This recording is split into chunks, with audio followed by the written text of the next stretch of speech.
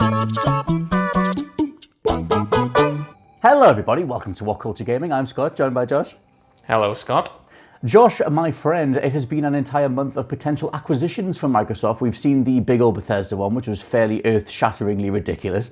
And it seems like after that happened, a member of Microsoft or Team Xbox said, look, we're actually on the prowl. We're going to be acquiring other studios, sort of keep your eyes peeled for what might be coming. Now, it seems like the next studio is basically Bungie. But it's not been officially confirmed yet, but there is a timeline to this. Now, the latest in part of this news comes from Xbox Era, a website who did a little bit of independent research. They also outlined the timeline of this stuff because it did start back on September 11th. It initially came from Jeff Grubb from GameSpeed. He was speaking on a podcast, and he said, he hinted at this whole idea that Microsoft would buy Bungie. Eurogamer then confirmed that on September 14th, saying that they could confirm it from their sources. However, on that exact same day, Pete Parsons from Bungie got on Twitter and said it wasn't true.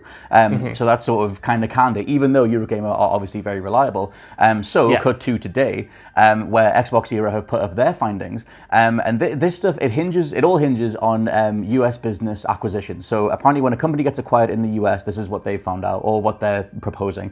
When a company gets acquired in the US, they have to be appointed a corporate service company agent, which shows up on every company's list of staff or whatever. And so they went to this website called opencorporations.com or Open Corporates or whatever it is. And there's a list, every single acquisition that Microsoft have made, Undead Labs, In Exile, Double Fine, ZeniMax, all have these corporate service company agents, and they're all dated to be added around the time when they got acquired. There is also a listing of a company service agent with Insomniac after Sony got them. So all this stuff seems to line up. Now, if you go to Bungie's page on this website, they also have a corporate service company agent. So the big old assumption, is because it's not going to be Sony buying them, is that Microsoft are actually purchasing Bungie, which is a big old thing. It is a big old deal, Scott Tail, but to be honest, I didn't need this new piece of information to be convinced, because way back when it was first announced, like you said, even though it was poo-pooed by, I think it was the CEO of Bungie who said this is not true. Mr. Pete Parsons, yeah.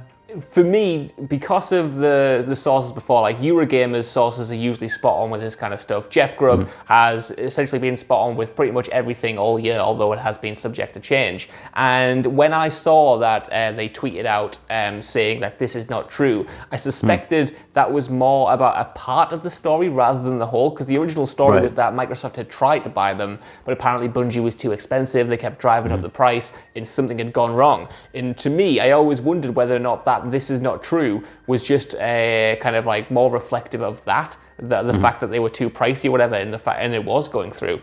Like even before then, we had rumors. I remember when not Microsoft, Halo Infinite was shown off for the first time and it got the immediate backlash. I remember there was something going around. I can't remember whether it was on Reddit or 4chan or it was sourced from one of those forums, but it was like this big apparent leak that I took with a grain of salt, because it was saying Halo's going to get pushed back. Microsoft's actually consulting with Bungie on it. They're trying to get Bungie back to help out. And I remember sending it to you, and we were like, come on, this can't be happening. No way they're going to get Bungie back or even to consult on it. But where there's smoke, there's fire in that. And I feel like with all of these rumors, it just kind of like makes sense, especially when they're in the business of hunting down studios, and Bungie is independent. They've had their little, break away from Microsoft, and now, all these years later, we've got a very different Bungie. We've got a very different Microsoft. So why not come back together, especially after the disaster of that partnership with Activision? That was that's the thing, though, probably because all the Activision stuff, there was literally the eyes on, fly on the wall reports for when they managed to get away from Activision. Apparently they were just popping champagne corks and celebrating because they obviously hated the deal that they got put into with Activision. And they seem like a studio that strived for independence for quite a while. And the whole reason they broke away from Microsoft is because they were sick of doing more Halo. So it's kind of that thing of like I said, they've strived to be their own body for so long that it would be for me it would be a strange beat for them to go back to Microsoft. Even though a lot of people associate Bungie with Microsoft, with Xbox, obviously with Halo. There is also the other side of it, which is just the state of Halo right now. Microsoft did bring back in Joseph Staten, who was one of the original writers of the original trilogy, because he never left Microsoft's body of companies overall, even though Bungie went over to Activision. He stayed within Microsoft, and then he's been reappointed to help out on Halo. So with this thing breaking, if it's true, I mean, it seems to be true, would like, that's the thing. It's like, would Microsoft, would Team Xbox, or whatever, get Bungie to be like, oh my god, fix this, get on this. You've got as long as you need. We've already delayed it. We haven't even said how long it's going to be. Like I said, they've got Joseph Staten back on board. Is this a way of getting, you then market it for the Halo anniversary, which is next year anyway, and just say Bungie returns to Halo? If Bungie comes back, I don't see them going back on Halo, at least not full time. I think it would obviously make sense to at least get some personnel or have some kind of connection between Bungie and the franchise they helped create. But yeah, like in an advisory role, in a kind of, consultancy role. But I feel like what you said there with Bungie, striving for independence for a long time, wanting to do something that isn't Halo, like to me, that's the kind of big sticking point. I can't imagine they would go back to Microsoft if all they were going to do now was take back control of Halo and have to continue working on that franchise, because they obviously, they want to do new things. They made Destiny. They were talking about like a new IP and stuff. And for me, I feel like the deal might be them going back, potentially helping out on Halo in some capacity, trying to, spruce it up a little bit. But then I don't see Microsoft kind of like shutting down 343, even though that studio has had a lot of issues. Like they built that studio from the ground up to work on the Halo franchise. And yes, they might get a bit of a injection of enthusiasm or expertise or whatever from Bungie, but it would be a weird kind of, thing to just take that franchise off it entirely. For me anyway, I'm sure the fans want to see Bungie come back or whatever, and see like a game on the caliber of 1, 2, 3 and Reach. But at the same time, I don't know whether Bungie would commit to that, especially when they've had this, 8-year, 9-year gap of just kind of like doing what they want. Yeah. Plus, if you go like brass tacks or whatever, there's no way that they can come in at this stage, this close to release, and overhaul it in any sort of substantial fashion. Like, they're very much in the, I was going to say the bug fixing stage, but assumedly they're very close to the end of development. I mean, it was almost going to be out in time with the Xbox, the Series X, and obviously it's been delayed for as long as it takes. But at the same time, I don't think you acquire Bungie, everything that comes with that, and not sort of consult them in some fashion to be like, hey, by the way, we need this new Halo to matter. You guys are the guys to do Halo, so sort of do something with that. But just as a wider thing, it is, I was going to say, it's fascinating. It's obviously not the first time it's happened because we had the Bethesda thing. But what do you think of if it's true, what do you think of the general strategy of just snapping up different companies? Do you think Sony will have to respond at some point? Maybe in a way. I don't think so, just because Sony is it's on a stronger foot at the moment. Like, it doesn't have as many studios. You could argue that it doesn't have as many popular studios in a way, but like its games are solid, its franchises are solid. Like its new IPs combined with its heritage, series like God of War or Uncharted or whatever. Like they're all doing really well. I think it's got 13 first-party studios at the moment. Like they're all making, really interesting games that sell well. I think they will probably pick up a couple of studios, but I can't imagine them. I don't even think they have the capital to go out and do a Microsoft and just sweep up all of the studios. Like they are very specific. Like we talked on, I think the last time we covered this topic, how long it took them to buy Insomniac. They had a working relationship with Insomniac for 20 years, and then it was only kind of after 2 decades that they finally pulled the trigger and thought, you know what, let's make this official. Let's like actually buy you out and make you part of the first party family. I'm sure we will see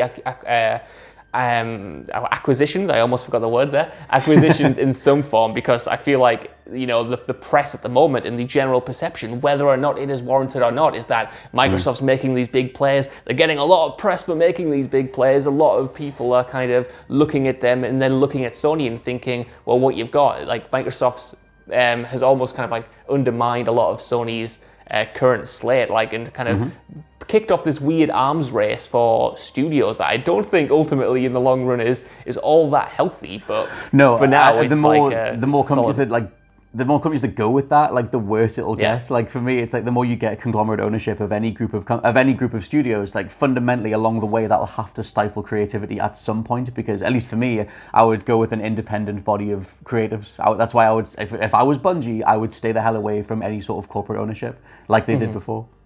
I suppose it's so hard in like the modern age, even though they've got a franchise as big as Destiny, to like, for a big studio like Bungie, which is like a big studio, employs a lot of people, to kind of, sustain yourself in that way without a kind of solid base, a solid publisher for every single thing that you do. Like, it must be difficult, and maybe that's why we're starting to see publishers like Bungie consider this, and developers like Insomniac, like I was just saying, like maybe after 20 years, maybe the AAA space is just kind of like so not viable for independent studios, that they need to partner up because these games are just costing more and more money. They're taking longer and longer to develop, and like the amount of resources needed, maybe it's just becoming potentially a bit unfeasible without partnering with someone. Like maybe this, I don't know, maybe there's something that's just got to give at some point.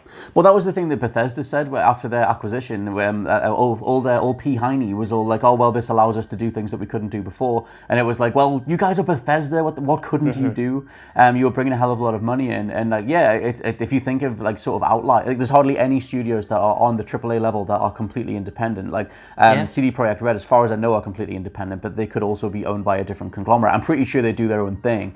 But yeah, it's an interesting like precipice to be on going into the next generation. The idea that as this entire next gen rolls out, that the big companies will just snap people up, and these acquisitions only have to be made once, especially in regards to the deal that happened with Bethesda, and then whatever titles roll out after that. If we're going into the service wars of like Game Pass versus PS Now and whatever, then what IPs, what companies, what devs can you lock down for your service? I see that being the way that it goes, and I guess whether this is true or not, it kind of hinges on that. But yeah, let us know what you think down in the comments below of the potential acquisition of Bungie. It seems like it is going to be going ahead, but the reality of it still seems kind of crazy in the shadow of what happened with Bethesda. For now, though, I've been Scott from WhatCulture.com.